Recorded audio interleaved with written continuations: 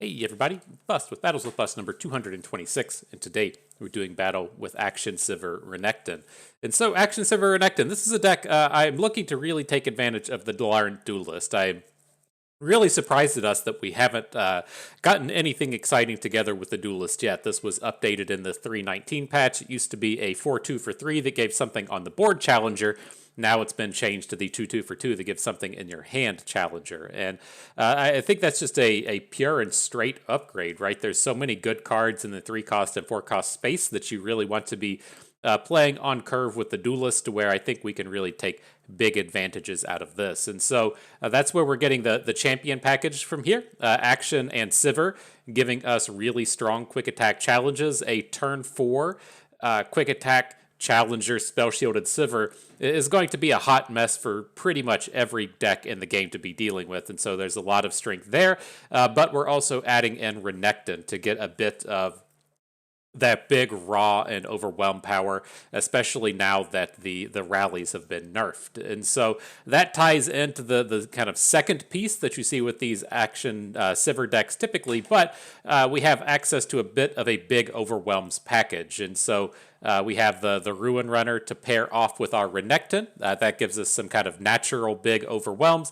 We have the Darkened Bloodletters, which doubles up generating the Zolani. And then we also have the kind of classic Sivir combo of using the Absolver. Give her Absolver on the flip side of this, and then you can give your whole team Overwhelm. And so that's kind of the mid game, right? The quick attack challenge, the real strength and strong aspects of the Laurent Duelist, the game closing aspects of the Overwhelms. But then we can circle back to the early game here at the end. And it's not what I would call a kind of standard Demacia-based early game package. Coming out of Demacia, I expect the Fleet Feather Tracker, the Petricite Broadwing, and then typically something like either Durandi Sculptor or Brightsteel Protector. But we are fairly close, right? We're not playing the bird here. I'm not that excited about playing the bird in this format, but both Treasure Seeker and Forsaken Bakai are reasonably strong early game units. And then after we get our early game started off, we're a little bit more interested in those challenger-based aspects that we have coming from the Duelist. And so this is it. This is what we're doing battle with today. I checked on the pay-to-win price, and it has been paid. We're all paid up and good to go. So let's head on into battle. Got a cat. Kitty said, hey, what up? What up, Internet? You recognize me? I'm not the black one. I'm the white and black one. She's usually got some butt stink. We don't have stinky butt today, so that's cool. We don't have to battle through that one. No challenging aspects coming from there.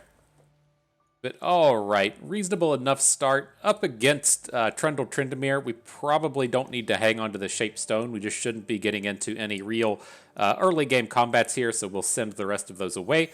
We can hang on to the Bakai to hopefully dig for a good either Akshan Sivir or Renekton to load up with this Laurent Duelist.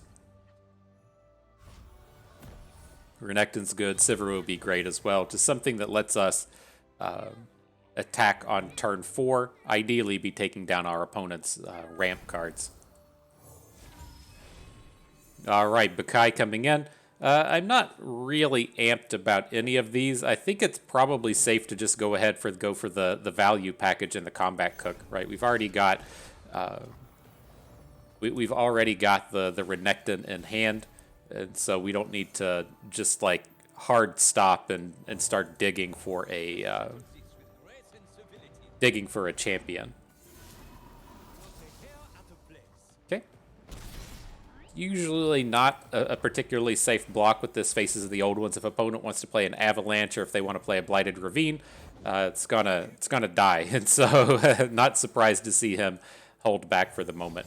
Now, I wouldn't be too upset to find a combat trick. Here we have the Absolver. It's not the idealist one, but I want to have something that we can play on this upcoming turn. Since we had to pick the 2-cost spell, we'll skip on playing the Darkened Bloodletters here.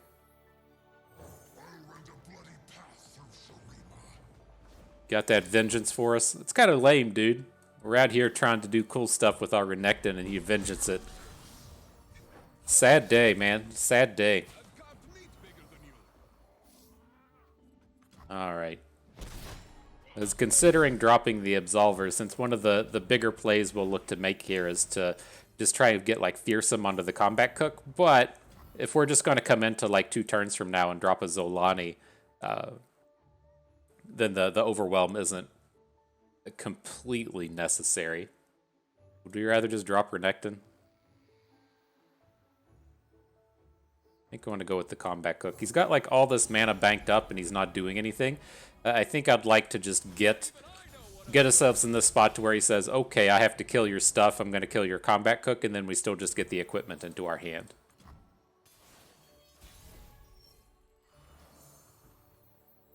Alright, we could look to Relentless Pursuit this turn, but I don't think that's going to be the way to go.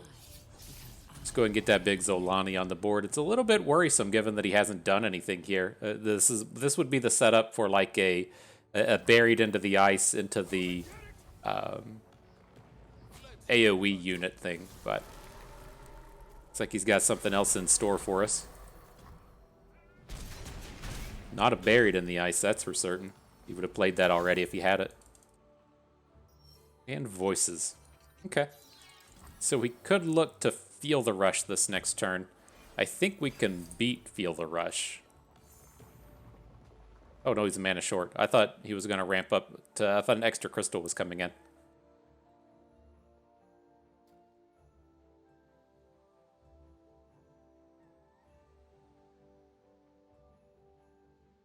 Alright, thinking hard on it, thinking strong. What you got? It that stares. That's not going to do it for you, buddy. I hate to be the one to break it to you, but that's not going to be enough. Violence, chaos, and destruction.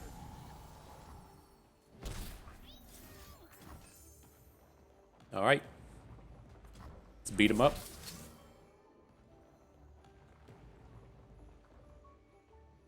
GG. Market a W for Renekton. You see lots of action. You see lots of Sivir. You don't see tons of Renekton. I'm glad he gets to come in and beat up the opponents a little bit. Feels good. Feels good. And so, I will mention, if you're a daily follower, this is coming up on Thanksgiving week here in the old lands of America. I don't know if everyone else in the world celebrates Thanksgiving. You're not really missing out on much, but that one's happening in here, and I'll try to keep up with the videos. I know on Thanksgiving Day, like I typically try to limit myself to 2 Thanksgivings, right? I want to get one from my family and one from the wife's family, and then not do anymore. And they usually get spread out a little bit more, but this year we're doing it all in the same day, and so I'm pretty sure on Thanksgiving itself, I'm not going to have any time to come out and make these magical videos, and so there may be a break or 2 in the upcoming days, but I assure you we'll be back in action soon. Not gone, just busy gorging ourselves on turkey and deviled eggs, if you know what we're about over here. Don't want to die? Don't do terrible things. All right, though, but reasonably safe space for action coming out of the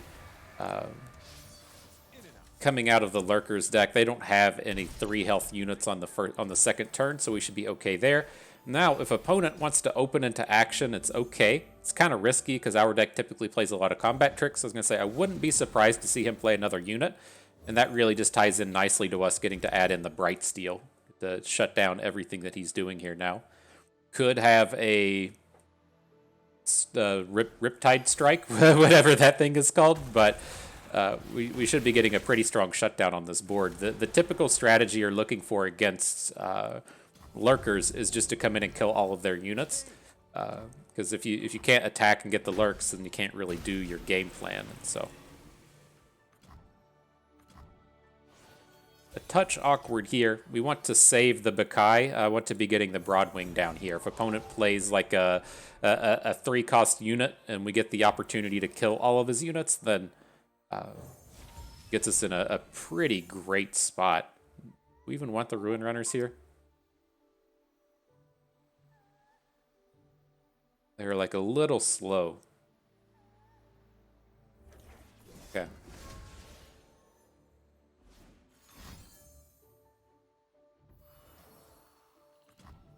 RIP Action.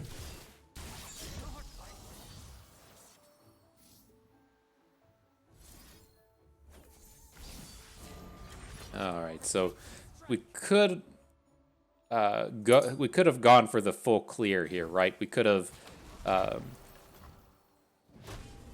just traded the Broadwing for the Pike and then put the exhaust onto the other unit. Really surprised opponent took the block to get his smaller unit off of the board. That's very strange. If your play here is going to be like dropping a 5-cost unit and then you just have to naturally hit off the top of your deck, it's not the best spot to be in. Tempting with the Rake.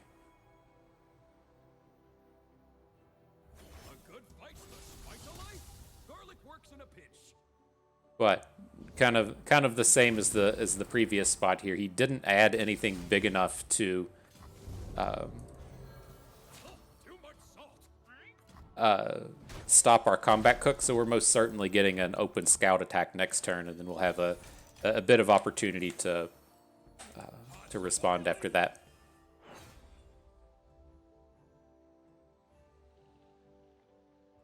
Kind of an odd interaction I never thought of with the nerf to Relentless Pursuit. It used to target a unit, which you could then use to help level up your Warlord's Palace.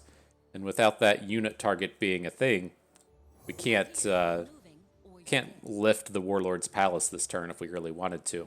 Kind of interesting. So opponent takes a rally. Okay. It's like I don't really care about protecting any of our units, right? We're not going to shape stone the Ruin Runner and keep it alive. And so let's just protect our extra attacker here, right? He's got to block something with the Hammer Snout. His best Hammer Snout block is now not the Ruin Runner, right? If he blocks the Ruin Runner, he takes 4. If he blocks the Combat Cook or something else, he only takes 2. All right, GG. Good stuff. And man, I know it's an awkward part of the video to bring this up, but I forgot about this, and I meant to talk about it in the beginning. We could talk about it now, but the patch notes came out on the old Play Runeterra. We can get that pulled up. Okay, and so yeah, the 320 patch, I forgot that this was even gonna hit. I forgot this was even a thing. And some really cool stuff coming up out of this. They have this thing called Time Winder Gauntlets, as to where as we get to the end of the year here, and there's just not really anything to do. I hate saying that there's not anything to do because the game's fun to play and that should be enough on its own, but there's nothing to do in terms of grinding towards seasonals or grinding towards some kind of thing that isn't a ladder rank. And so the Time Winder Gauntlets are a neat thing to do. They last a week each, and then they'll be coming up for the next 3 weeks. And so here, a couple of days from now, starting on Thanksgiving here in America, they're going to have the Foundations only one, as to where you can only play Foundations only cards.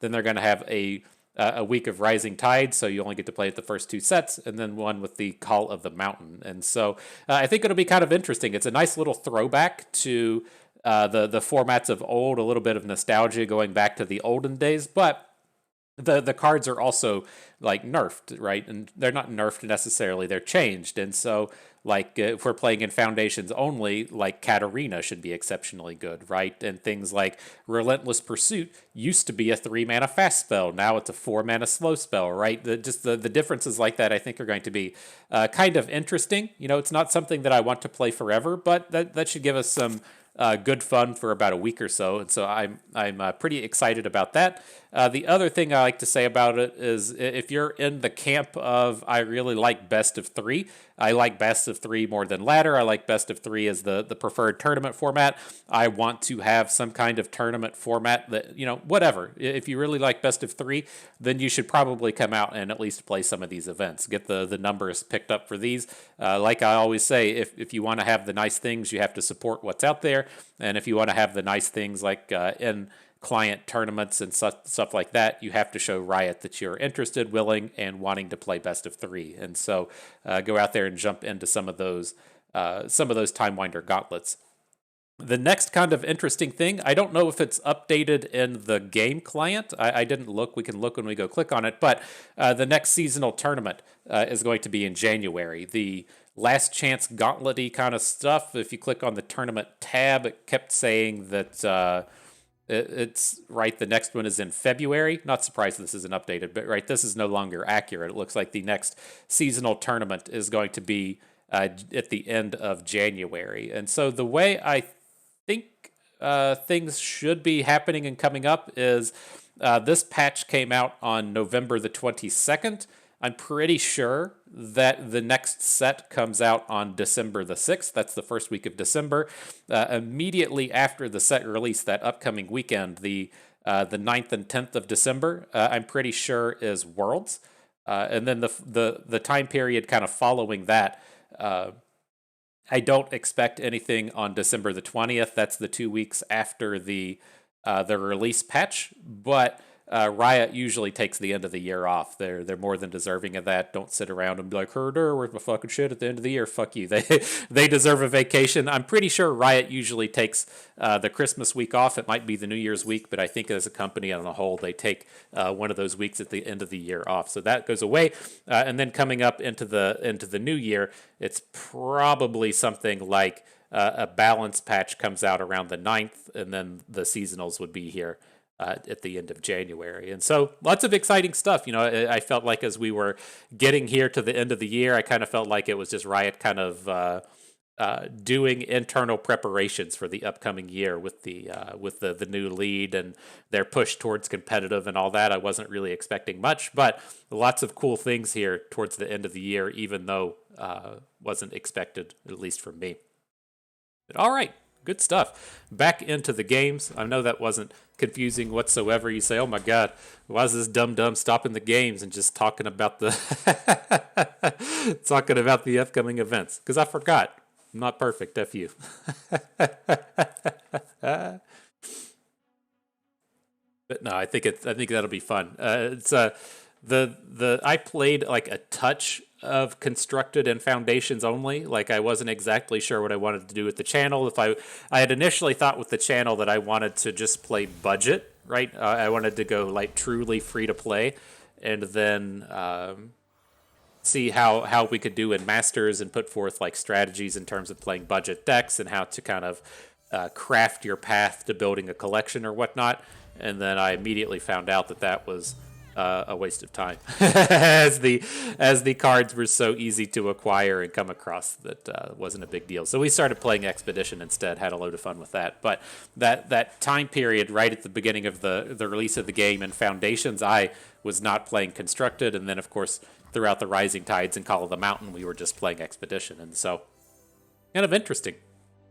I'm nice to get a taste of what it was like back in the olden days. But here, playing up against the Sundisk, this is an absolute disaster of a draw. We really need to be coming in early and strong and presenting a big early game push, and we didn't have anything to do. Our only playable unit here has been Bright Steel Protector. We really just need to be getting some stats on board and trying to punch through this a little bit. It does start to improve fairly quickly with both Renekton and Sivir in hand, but this is not what you really want these games to be looking like.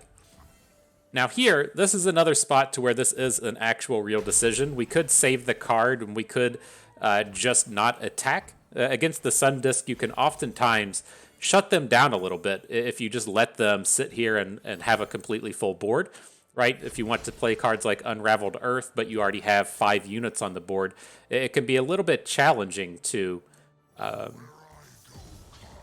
really like push through with your strategy. But with how expensive our hand is here, I think we just need to be coming in and going for it. Here, we want to add Renekton since he can survive hooks from both the Bomber Twins and the Endless Devout. And then we're going to be adding in Sivir on this next turn. She has at least a little bit of protection here with all of our combat tricks.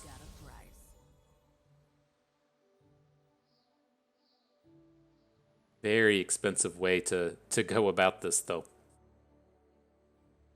Much prefer our cheaper plays. He's going to get some good combats here. It's most certainly going to happen.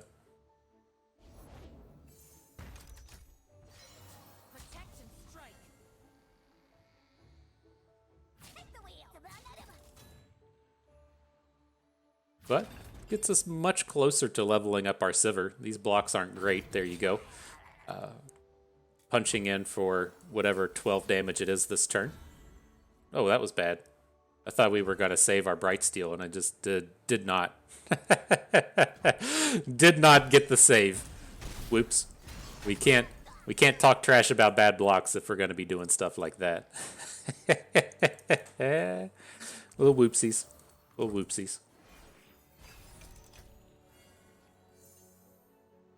All right, there's the big game ender, though. The finisher coming in with the Curse of the Tomb. Only playing a single copy here. I think that's fairly safe and okay. Now I'm interested in seeing how well protected our Renekton and or our Sivir are going to be. You would think opponent here would ideally be wanting to hook in on Sivir, but I mean, I guess I could see an argument for them trying to hook Renekton.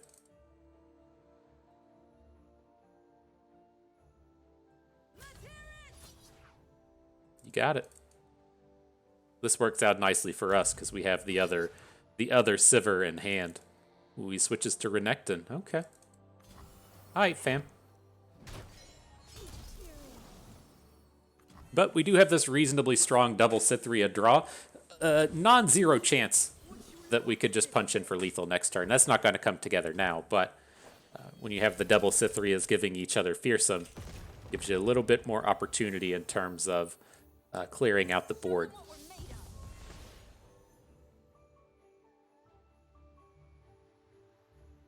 All right, both those champions will be flipped if he ever draws one. If it's made of sand, I can rise it. We're right here. This is 12. So we'll flip the Sivir and then give the second Cytherea a quick attack.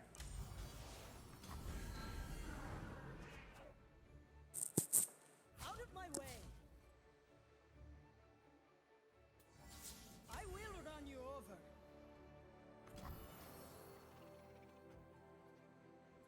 All right. So as long as he doesn't start playing any movies, we should be doing okay.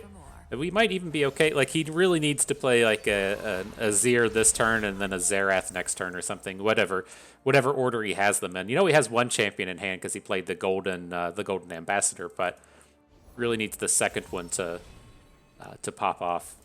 I think we might be able to beat it though, right? If he plays both of them, he's gonna get the movie, but it's gonna be on our next attack token. Oh my gosh, he just doesn't play any? I don't know about that.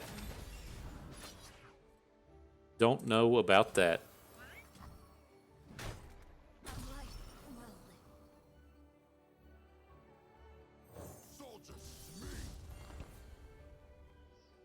Really curious why it didn't come in and attack Sivir. Very strange.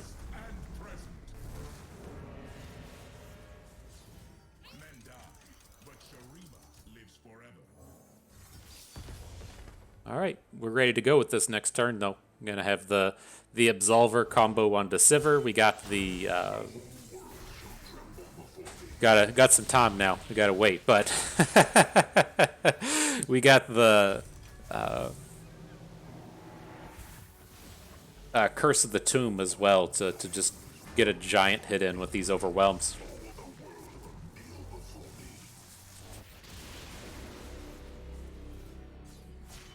You thought the movies were done, they aren't. I miss these times, man. It was so much nicer to get to sit around and bitch about the Sundisk movies instead of just bitching about Seraphine. It was a much better time in life. Oh shit. Oh shit. I did not realize we were just gonna lose all of our dudes to Xerath. maybe things aren't going as smoothly as I anticipated.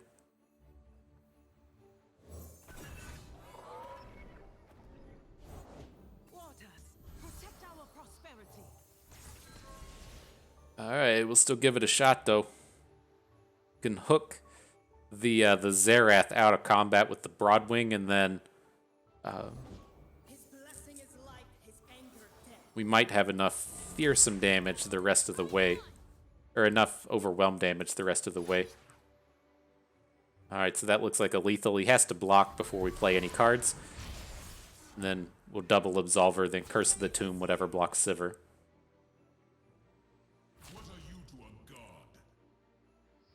Can we? Can we even cast this thing? Give a unit, I take double damage. Oh man, we can't even... We can do it through the Cithria, I guess.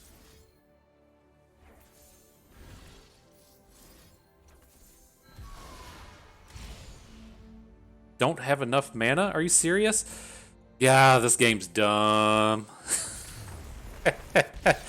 Okay, I feel like we should have won that one. We gotta focus in. We gotta stop chit-chatting about the future.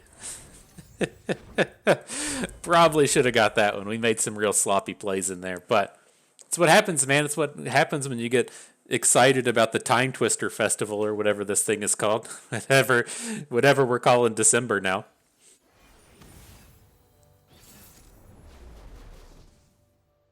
Okay, next opponent. So what do we got? We're going to start one of these games off with an action. I'll give you that. Not this one, but one of them, eventually. I guess you can't complain as much when you're only playing 2 copies instead of 3.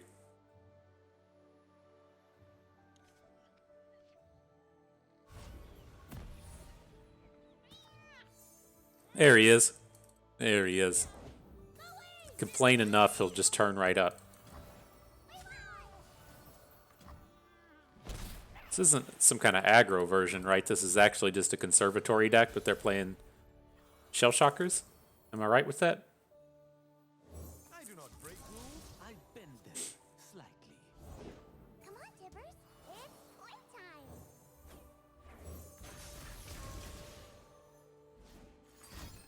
time. Oh, we got boomed so hard. Okay. That's pretty good, friend. That's pretty good.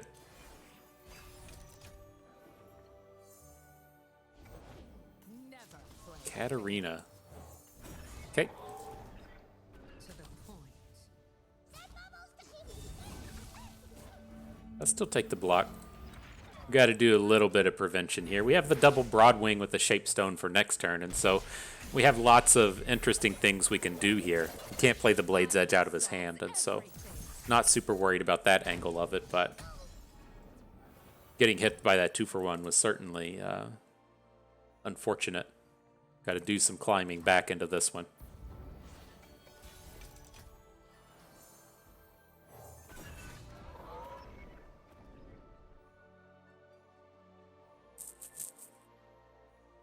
Now, go ahead and say it out loud. I know we're going to fuck this up at some point. It's probably this point.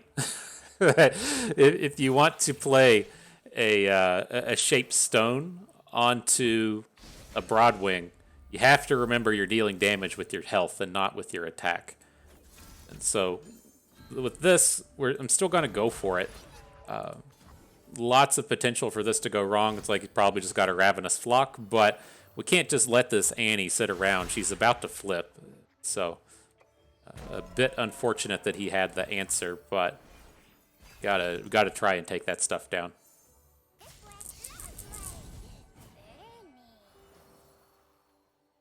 He's gonna be following up with Katarina. I think we want to take our shot onto Annie now. Don't want to block though.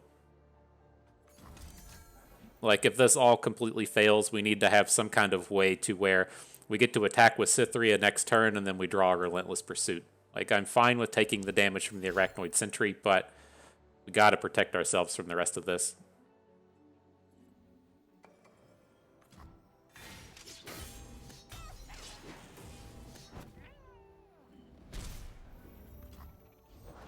We play in bilge rules, son.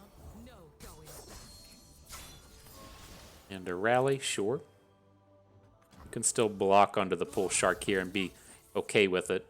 He doesn't come in.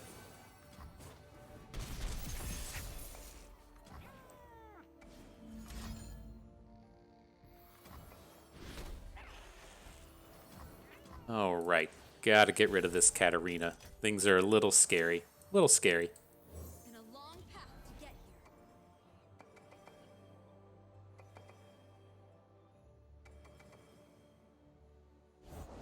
Hello, new best friend.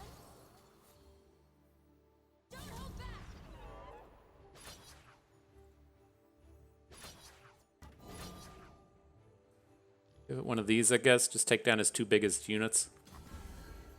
Something the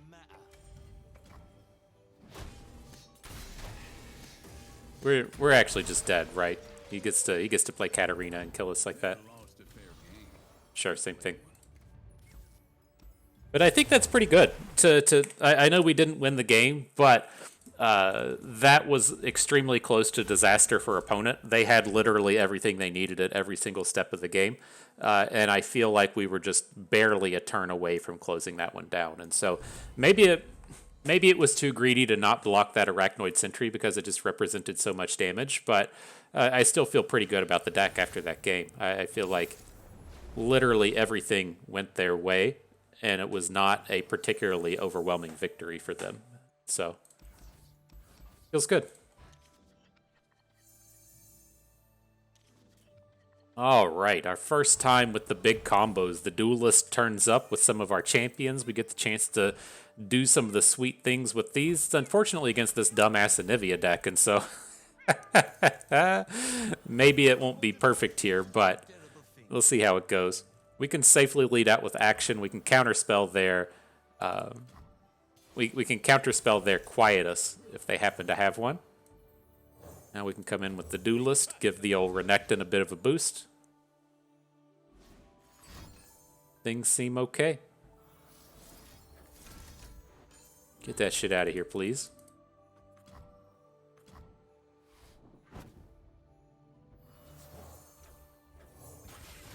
All right, then let's spread out the love just a little bit with our equipment.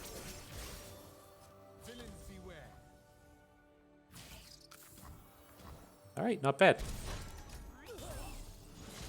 So yeah, the only thing that seems kind of like odd or strange to me is I don't feel great about us being able to get like really good attacks with the Renekton against this deck. It's just the way that there's turn sequence and everything. It's not something you have a lot of attack power into.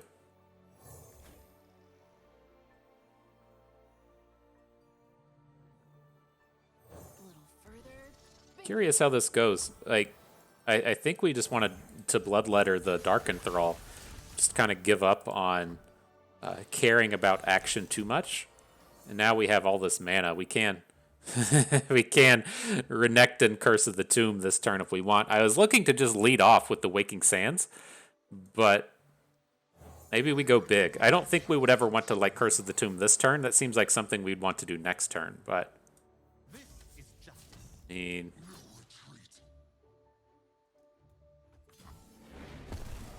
let's see how this goes. See if he's going to start deploying Frostbites and stuff. Nope. All right.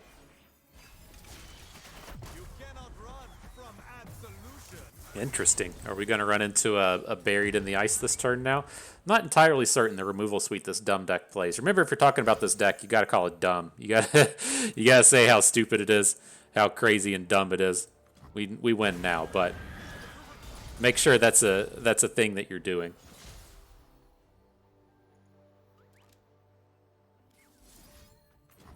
Drop a little emotage in here. Say, I see what you're about, fam, but that's not going to be enough.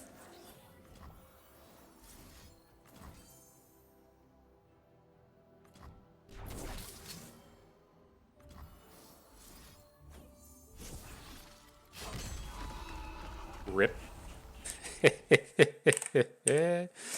GG. That's the way you do it.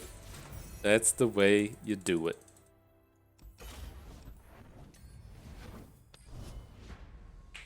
So not terrible. Not a terrible round with Laurent duelisting. Again, I would prefer it be in a space to where we're in a more combat-centric set of games and trying to get quick attack challenges on our opponent's board presence. The Anivia deck isn't one really shooting for board presence, so it doesn't look as spectacular. But, you know, it was good here. We still got pretty strong attacks in with our Renekton. All right, so let's give this another shot. We aren't playing sharp sights here, so we do have to worry a little bit about Teemo and Zoe and our inability to interact with them, but see what we can do. Seiken Bakai in, drawing into action. Not bad. Can't complain about that. I'll scout ahead. So we'll have the curve of action on this upcoming turn. We can turn 3, play Laurent Duelist, load up the Sivir, and then ideally get some kind of really sweet quick attack challenge with Sivir on turn 4.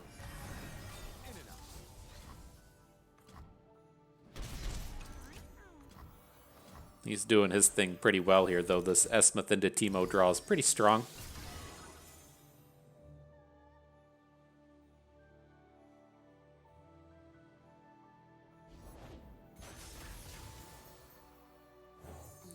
All right, we'll lead out with the Treasure Seeker. We could just pass here because he's going to attack 100% of the time, but I want to make it at least visible that we have Sharp Sight mana. He says, "What the fuck is that card, Laurent Duelist?" He says, "What you bringing at me, bust?" Oh my gosh. All right, though. Let's see if we can't take this Teemo down. That'd be pretty huge this turn. Adds Bird. Wouldn't be surprised to see him have a Pale Cascade or something, but we get to take down the big problem for the round, the Teemo. I mean, maybe even here Esmuth is the ideal target. But like a lot of Esmuth's power here just comes out of the Darkened Lodestone. I feel like we probably want to try and take the Teemo down.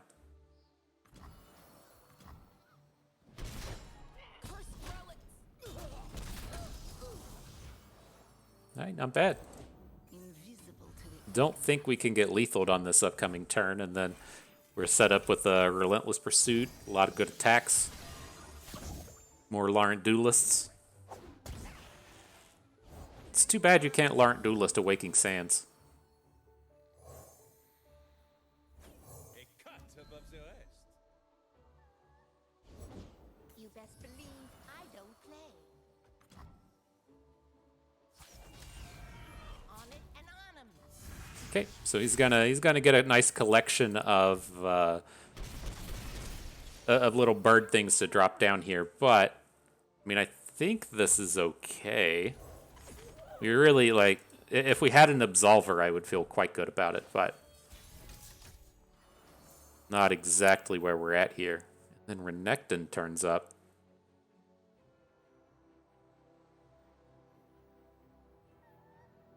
So if we play Renekton, which I think we need to do, right? We need to get like the quick attack shit happening with Sivir, or we need to get Sivir to flip so that she can get some of these other good attacks in.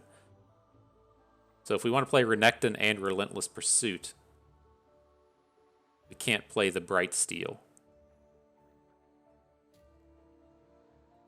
I think I'm leaning towards we just have to play the Bright Steel. Like, part of the idea with this is we need to be clearing out his board. And so having access to 2 sets of challengers here lets us take down more elusives. So we have the Sivir attack into the biggest elusive. We have this Dum-Dum hooking in the Esmuth. Everybody else still gets to attack.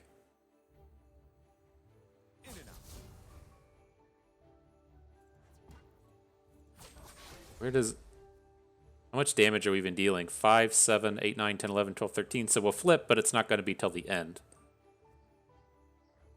This pay by the hour. Okay.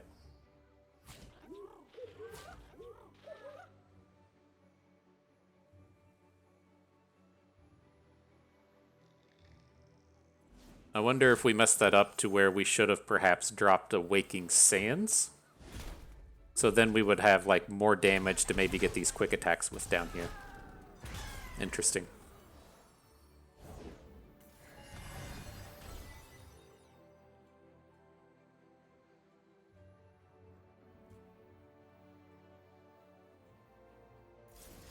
All right, well, I'm playing all of our cards. We can at least present a lethal here, so he has to block with some of his stuff. And he can't just get out of this turn for free. He does have good block with the Shadestalker, sure, but got to present some kind of lethal here.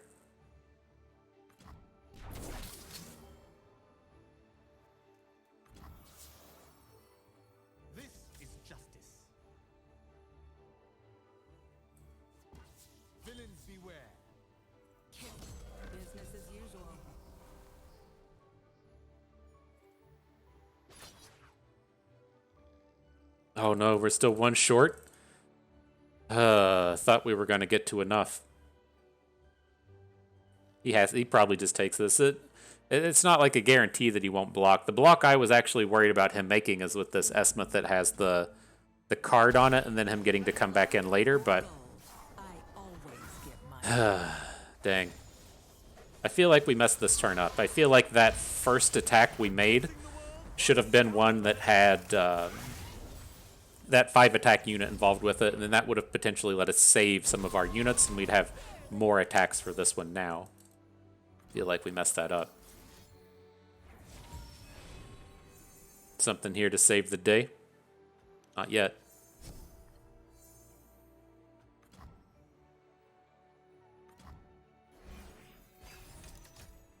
And concerted strike, right? Nope. Phew, dang.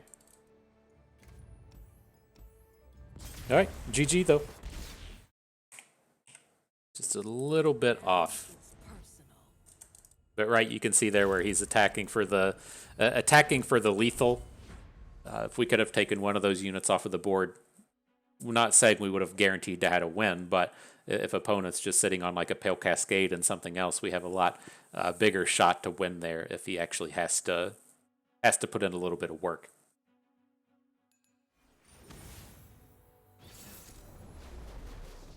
All right, onto the Cane Vein. See what's up. Hey, we got all of our friends here again. Nice little start. Nice little start.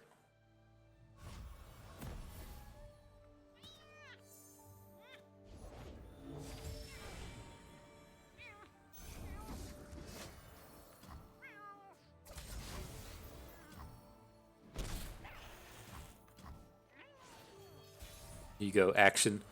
Do your pulse firing. Right? Is that what he calls it? Is that what you do when you're a pulse fire champion? You do your pulse firing? I think it is. I'm probably right on that.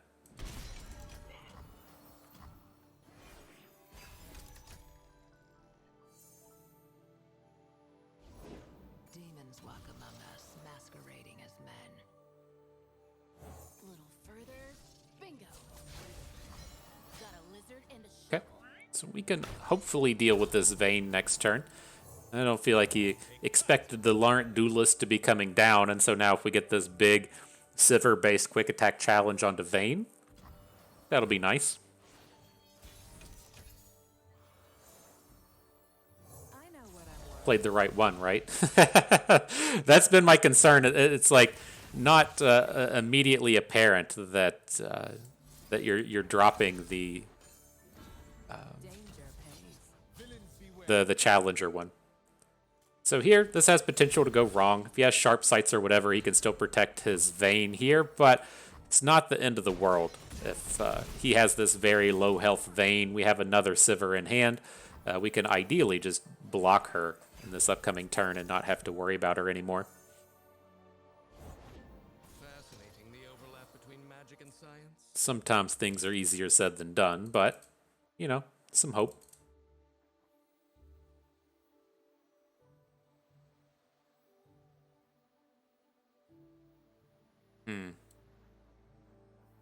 Like, knowing that we only have one copy of the Sivir, I'm curious if we shouldn't just say drop the Broadwing here and then move on to Cythria next turn.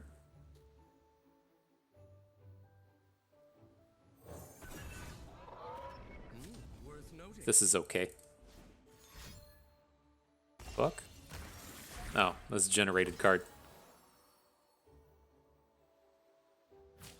Dare you? Alright, we'll go ahead and put the damage on. If we're going to be attacking with 3/3 actions next turn, we'll have the chance to take this dum-dum down. Who's going to tumble out an equipment? That's a strategy. What? Okay. Is he going to condemn now? I don't understand that whatsoever. That feels like a pretty big waste of a tumble. Show them what we're made of.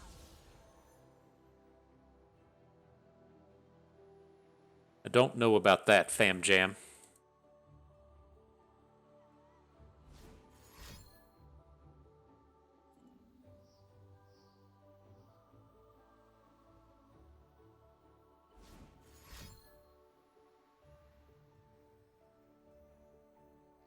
Such a weird sequence. Is he just trying to flip the vein? The child is gone. The killer remains. I don't know. That strikes me as very odd. So the problem we have now, I'd like to take this Kayn off of the board. If you saw our Kayn video, this deck is just all about Kayn. The vein aspect here doesn't really matter. And so I think we can probably pull this off like he's gonna block. And then I think we can circle back and hopefully Curse of the Tomb down the Kayn and just get rid of him. This is at risk of a combat trick happening, but it doesn't seem like this is a space to where you're like, oh yeah, I am hyped to come and cast spells on my Kayn over here.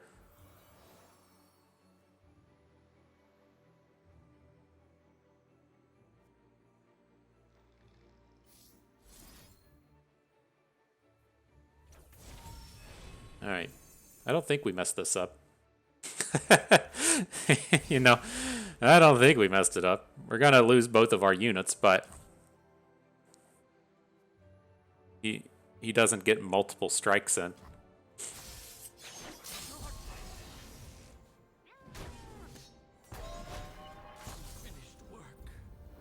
Okay. Now our Sivir should be flipped. We can start to make a lot stronger attacks with the Sivers and the rallies and stuff now.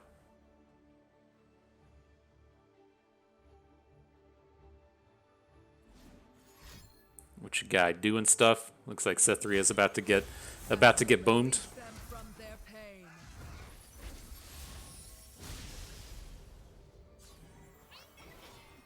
I mean, he looked like pretty ready to cast a spell here. This is kind of strange to me again. Not worried about the damage, but now it's like if he was really intent on just casting a spell out of hand. I don't know. I don't like that. I guess I would rather have Cytherea die to a like a concerted strike or whatever than die to just a free combat.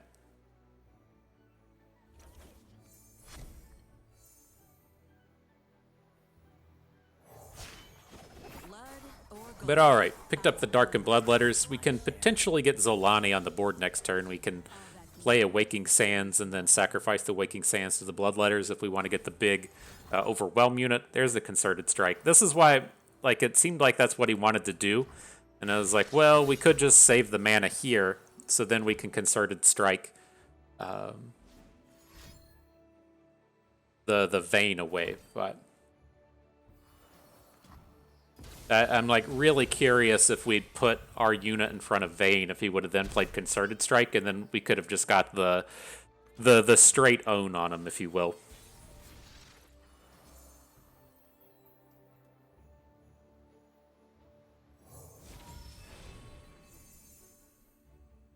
All right, well, let's add a blocker to the board. The Absolver is always tempting, but I don't really want to wait until next turn to be pulling off these Sivir combos. Never want the Vanguard Sergeant or the Ruin Runner, though. Maybe that's... like, if we had more units on the board, I'd be more interested in it.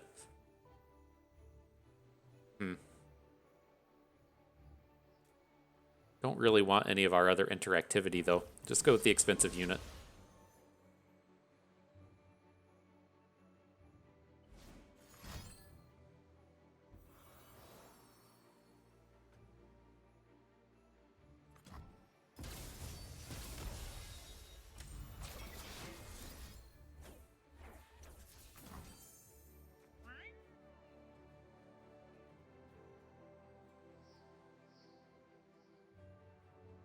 This has all gone so poorly since we from that previous turn. The more and the more I look at it, the more I just completely ruined that.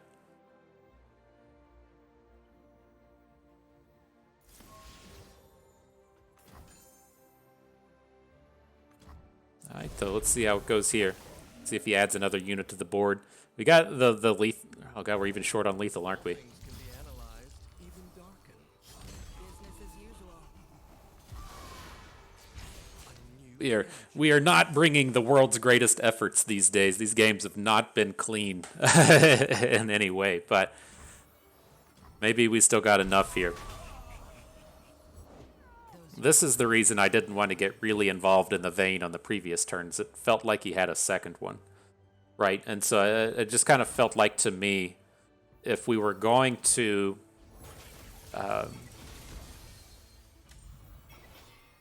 this is so painful without the extra unit. Now we have to give up Sivir next turn. It seems to me if we were going to like make that sequence of plays to where we just like killed the Vayne and he played another Vayne, then we were just going to be in such a rough spot. But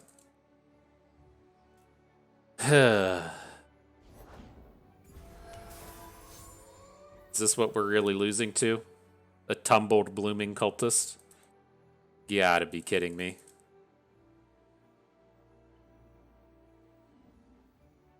Out here. Oh my god. What a sad day. My desert, All right. my rules. Whew. Not good. Not good. My fee just went up. But see, I'm curious how that game would have gone. There's the two spots to that one, right? The turn where things didn't go well was when we had the Cythria and the Concerted Strike, and our unit got hit with Concerted Strike. I was like really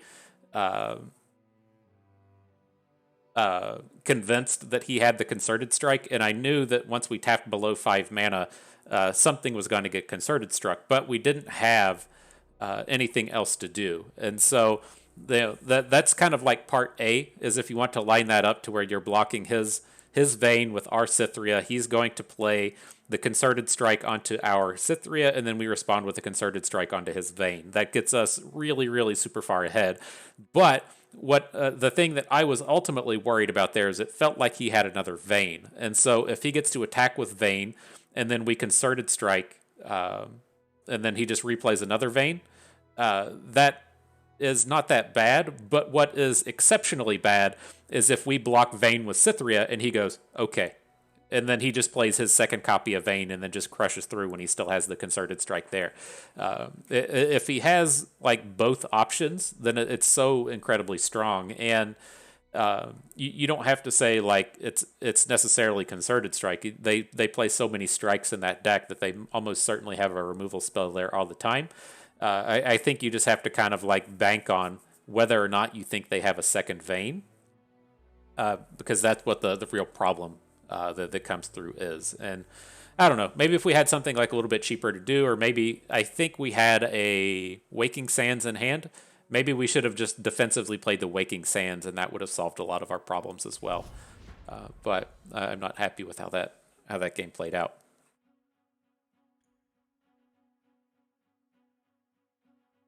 All right, though. Coming in on that sweet final battle. One last game. See if we can't be glorious in the end. Can still Seraphine, everything I love to bitch about in the world. Seraphine, fan club president, the likes of Curious Shellfolk. Love seeing this garbage run around. You know what's going to be really sweet about all of these like Time Winder gauntlets or whatever they're called? What's going to be really sweet is fucking Seraphine doesn't exist in any of them, and so I'm pretty stoked, at least in that sense of the game. It's so tough, like when you don't know what their like game plan is for rotation, right? You don't really know like how long you're just held hostage. It doesn't sound like an amazing way to say it for sure, but you know, if you are looking to not have to play against Seraphine anymore because these cards are obnoxious, you at least in like say Magic and playing Standard had kind of a light at the end of the tunnel in terms of you knew that, you know, 6 months down the road or a year down the road that would just rotate out and not be around anymore. But man, it is pretty unfortunate to not at least have that light at the end of the tunnel, because I am really done with playing against these cards.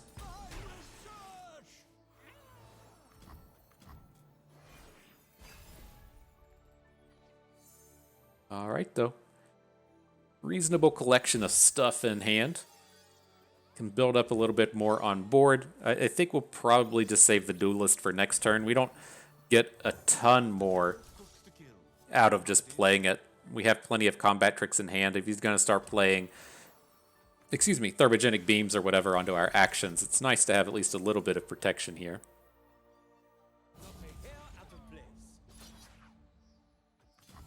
All right, we'll get him for 3, I guess. Don't have anything else going on.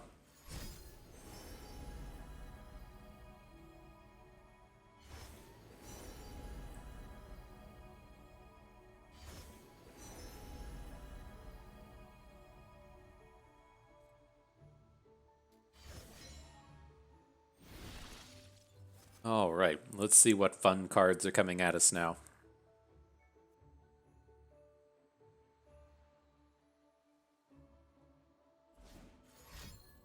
Fun card number 1, here it is. Group shot. All right, I'm going to Shapestone through that. All right, lay it on me. What's fun card number 2? I'm excited to find out. He's got 3 0 cost cards in hand. He's going to have something here. Oh, that's it. End of the day. This is... I mean, this is a fairly reasonable spot to just go ahead and drop a Relentless Pursuit, right? We could have maybe lethaled if we played a second Absolver in there, if we were a little bit more aware of what was happening, but I think we're good to just try and chunk this damage in. It just does not feel good to... Like, it's not like opponent's trying to bait us, right? Opponent just doesn't have any mana, and passing with 8 mana here feels pretty terrible. And so even at the end of the day, like, we get to go into next turn, only add 1 unit in the Duelist, and then try to Concerted Strike whatever they play. That makes it feel at least a little bit better.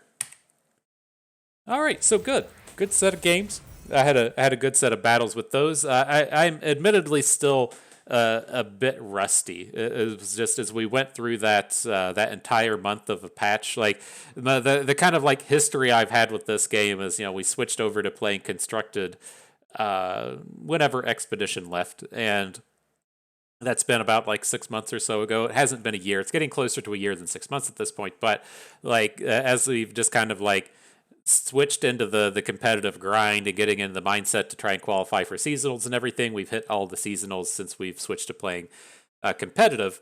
And like at the end of the last seasonals, I was at like a 9 out of 10. Like I was really hyped and really ready to kind of come in and really dedicate myself to the grind and get myself in a space to where I could make like a realistic run at top cutting one of these seasonals. And then the Seraphine like meta came out and it just wiped me out. I had absolutely no desire to play the game. I know I skipped a few days of our daily videos. I was really just like walking it off in terms of making sure the content came out every day because I had no desire whatsoever to be playing it. I know in some of the videos we were just like, we would play one Seraphine match and then concede the rest of our games against it. It was just like a space to where I wasn't really interested in playing the game whatsoever. And so to go from that kind of like 9 out of 10 readiness to just a month of like, I really don't want to play this game was pretty brutal in terms of staying sharp and staying current.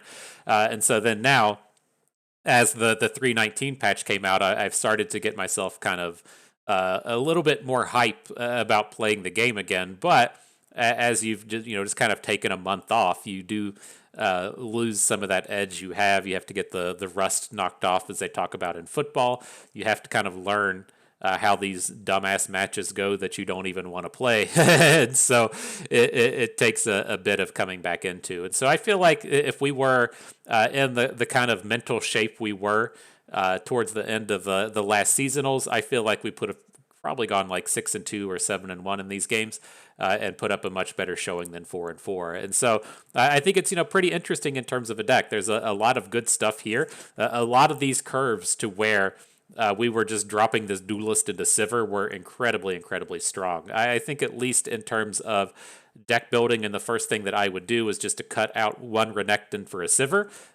You should probably just be playing 3 actions, 3 Sivers at the end of the day, but that was like the really, really, really high-powered thing that you could be doing here was giving that early Sivir Challenger and letting her have Challenger for multiple turns and being ready to go from that aspect. And so that would be like the first thing. Renekton's probably a bit of a meme, but the Sivir is not. That's the one that is definitely locked and loaded here. In terms of these other cards, I could see an argument to where if you're playing the 3 actions, the 3 Sivers, and then if you have a way to get like another quick attack kind of unit, like whether or not that's Combat Cook or some other way to do it, then that's where you're in the space to where you're really kind of interested in playing Cataclysms. Cataclysm with those quick attackers is, a quite strong removal spell. I don't think this is the kind of deck to where you want to start adding in the equipment package and trying to play Fish Fight. That's just a little bit too far. But I think that you could probably play Cataclysm here and be fairly safe with it. If you're playing Cataclysm, then you can start to ask yourself the question, would you rather play Genevieve than Cytherea so that you have the scout unit that you can do the Cataclysm combo thing with where you get the attack token back on your opponent's turn? But I think the numbers there are getting pretty close. In terms of this otherwise, the Curse of the Tomb, that's one of those cards I'm like kind of interested in just playing the single copy of, but it could probably go. And then I would also, again, think of potentially swapping out that Cytherea. But nonetheless, I think this is a pretty decent and interesting base. I thought the Laurent Duelist was quite strong. He seems pretty good in this format. The only reason I'll say that he isn't as strong as I would want is it trades with a lot of the early game plays, right? It trades with your Conchologists and your Reggies and your Boom Baboons of the world. And so it's just not awesome if your opponent, plays their Treasure Seeker on turn 1 or their Forsaken Bakai on turn 1, and then you trade your 2-drop for it. And so, that's kind of the downside. You really need a way to kind of make up for that. And that way to make up for it is probably just Sivir, though. And so I'm kind of interested. Then the last thing I'll say with this is I was kind of interested in having good 3-drops and 4-drops in this, right? Because you're not going to have Renekton or Sivir every single time. I don't think the correct way to go is just to play 3 Sivir, 3 Renekton. I think that's too all in on the Laurent Duelist, but you do still want to have good units for those games to where you don't have one of those 4-drops. And I don't think Vanguard Sergeant was quite it. I like the idea of Vanguard Sergeant in these decks because if you get the full board width and you get to 4 Demacia and stuff, then it's pretty good. But we weren't really like developing those boards, right? We aren't playing the Challenger Bird and then playing what's your name? The 2-cost unit that gives your units a bonus health. Like, we don't have that stuff that lets you stall and really get the board control. And so Vanguard Sergeant may not be the card, but I do like this idea of having like Vanguard Sergeants and Combat Cooks and the like so that we have the way to say, well, I didn't draw Sivir here, but I still need to play this. I still need to play this Laurent Duelist and have a reasonably combat-ready style of unit. And so, lots of interesting stuff, lots of fun. I had fun with that. I hope you did too, because that is going to do it for us today. And so I hope everyone enjoyed the video. I hope your duels are as Laurent as you want them to be. Is that how those words even work? I hope your duels are very Laurent. Hope you maybe learned a thing or two along the way and had a good time watching. This is Bust and me. Thank you for being here.